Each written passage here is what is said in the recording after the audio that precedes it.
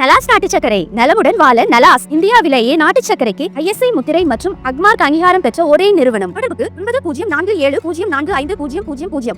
அதிகாரம், செல்வம், அறிவு, அழகு போன்றவை சில சமயங்களில் ஆணவத்திற்கு வழிவகுக்கிறது என்று மத்திய சாலை போக்குவரத்து மற்றும் நெடுஞ்சாலைத்துறை அமைச்சர் நிதின் கட்கரி பேசினார். மகாராஷ்டிராவின் நாக்பூரில் நடந்த ஒரு நிகழ்ச்சியில் நிதின் கட்கரி கலந்து கொண்டார்.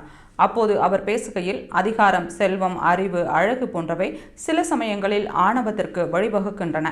தாங்கள் அறிவுடையவர்கள் என்று சிலர் எண்ணிவிட்டால் மற்றவர்கள் மீது தங்கள் அதிகாரத்தை செலுத்த முயற்சிக்கின்றனர்.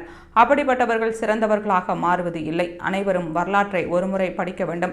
மற்றவர்கள் மீது தங்கள் அதிகாரத்தை செலுத்த முயற்சிக்காதவர்களே வரலாற்றில் இடம் பிடிக்கிறார்கள் என்று நிதின் கட்கரி பேசினார்.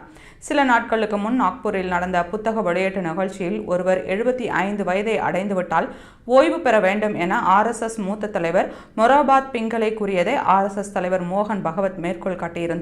அவர் பிரதமர் நரேந்திர மோடியையே மறைமுகமாக குறிப்பிடுவதாக எதிர்க்கட்சிகள் குளிர் காய்ந்தன. இந்நிலையில் நிதின் கட்கரியின் பேச்சு சலசலப்பை ஏற்படுத்தியுள்ளது.